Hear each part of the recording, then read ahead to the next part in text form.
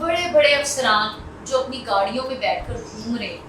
اپنی گاڑیوں میں بیٹھ کر عیاشی کر رہے ہیں، عوام کے ٹیکس پر اپنی زندگی گزار رہے ہیں، تو وہ ایک دفعہ اس واقعے کو یاد کریں۔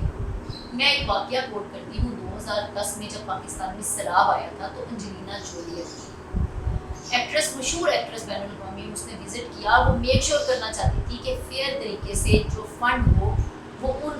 مستحق لوگوں تک پہنچے جو اپنے گھر کھو چکے ہیں، جو اپنا کھانا کھو چکے ہیں، جو اپنا پہننا کھو چکے ہیں۔ تو انجلینا جولی نے یہاں پر وزٹ کیا، ملک کے حوال دیکھے، سیلاب زدگان کو دیکھا، تو اس نے جا کر واپس اقوام متحدہ میں ایک رپورٹ درج کروائی جو 2010 میں دبائی گئی۔ اس وقت سوشل میڈیا کا زمانہ نہیں تھا، اس رپورٹ کو دبانے کی بڑی کوشش کی، اور اس رپورٹ کو دبانے کے بعد بتایا گیا، اقوام متحدہ میں انجلینا جولی نے ایک رپورٹ درج کروائی، اس نے بتایا کہ اس نے پاکستان کا وزٹ کیا، سیلاب زدگان کو دیکھا، اور دیکھتے ہوئے اس نے بتایا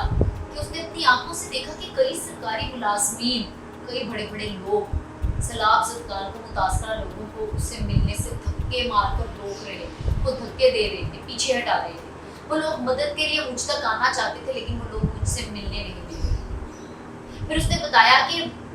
جہاز، یہ جیٹ بھر بھر کر ان کی فیملیز مجھ سے ملنے آ گئی، بڑے بڑے افسران کی فیملیز مجھ سے ملنا چاہ رہی تھی، جو ملوا رہے تھے زیادہ مہنگے مہنگے تحائف کے ساتھ، یہ سوچے بغیر کہ ان کے ملک کے کیا حالات ہیں۔ اس نے بتایا کہ ایک وقت میں میری میز پر 50 طرح کے کھانے رکھے گئے، جن کو دیکھ کر میں شرمندہ ہو رہی تھی کہ یہ وہ ملک ہے جہاں اس وقت بھوک ہے، پیاس ہے، لوگ اپنے گھر چھوڑ چکے ہیں، ایک آٹے کے توڑے کے لیے لمبی قطار بندی ہوئی۔ تو اس نے کہا میں افسوس کر رہی ہوں، میں شرمندہ ہو رہی تھی یہ دیکھ کر کہ اس غریب ملک کے یہ حالات ہیں، اور یہ لوگ عیاشی میں مبتلا ہیں، یہ لوگ اپنا سوچ رہے ہیں بغیر سوچے سمجھے کہ ان کے لوگ کس حال میں۔ اس نے کہا، اس طرح کی کئی باتیں اس نے اپنی رپورٹ میں لکھی۔ اس نے کہا کہ بین الاقوامی طور پر یہ میک شور کیا جائے کہ جو بھی پاکستان کو فنڈ دیا جائے وہ مستحق لوگوں کے پاس جائے۔ شرم سے ڈوب مرنے کا مقام ہے یہ سب دیکھنے اور سننے کے بعد۔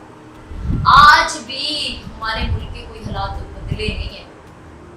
اتنے سالوں بعد بھی افسران اپنی گاڑیوں میں سوار ہیں، نرم بستر میں لیٹے ہیں، اپنی میزیں ان کی کھانوں سے بھری ہیں، یہ دیکھے بغیر خدارا باہر نکل کے دیکھو تمہاری عوام کا کیا حال ہے، جو ٹیکس پے کرتی ہے، جس کے ٹیکس پہ تم اپنے گھر میں اچھا کھانا لے کر چلتے ہیں، جو ٹیکس پے کرتی ہے ان کے اپنے گھر میں کھانا نہیں ہے، وہ کھانے پر، پہننے پر، ہر چیز پر ٹیکس ادا کر رہے ہیں۔ خدارا ایک دفعہ باہر نکل کر یہ اعلیٰ افسران دیکھے تو صحیح کہ ملک کس مفلسی میں، کس غربت میں اور کس بھوک میں جا رہا ہے،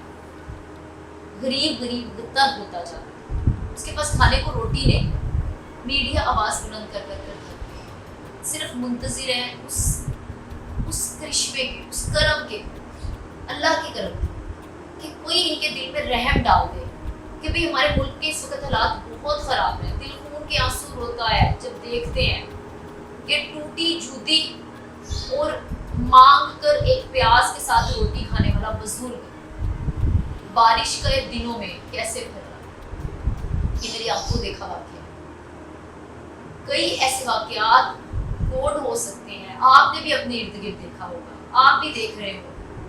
آپ لوگ کیوں آواز نہیں اٹھاتے؟ آپ لوگ کیوں اپنے حق کے لیے نہیں بولتے؟ آپ لوگ کیوں آگے نہیں ہوتے؟ کیوں نہیں بولتے کہ یہ جو بڑے بڑے افسران اپنی V8 میں اور مرسیڈیز میں پھر رہے ہیں، یہ آپ کی ادا کیے ہوئے ٹیکس کی وجہ سے ہیں، ان کے خوشحال زندگی، اور آپ مفلسی میں، آپ غربت میں، آپ کھانا نہیں ملتا۔ تو خدارا ایک دفعہ اٹھیں، نکلیں، دیکھیں کہ آپ کے لوگ کس حال میں، کیونکہ آپ ایک دن جواب دہ ہوں گے اور آپ کو جواب دینا پڑے گا۔ آپ یہاں نہیں دیں گے تو آپ کو آخرت میں جو ہے اس چیز کے لیے جواب دینا ہی پڑے گا کہ آپ کا ملک اس وقت کن حالات میں ہے، کوئی خودکشی کر رہا ہے، کوئی بھوکا مر رہا ہے۔ لہٰذا ایک دفعہ میں آپ سے درخواست کرتی ہوں کہ اپنی عیش و آرام والی زندگی سے نکل کر ان لوگوں کو دیکھیں جو لوگ آپ سے طلبگار ہیں، جو لوگ آپ کے منتظر ہیں، جو آپ کی راہ دیکھ رہے ہیں کہ آپ آئیں اور ان کی کوئی ہیلپ کر کر، ان کی مدد کر کر ان کی زندگیوں کو سنوار دیں۔ باقی اللہ رحم کرے ہم پر اور سب پر۔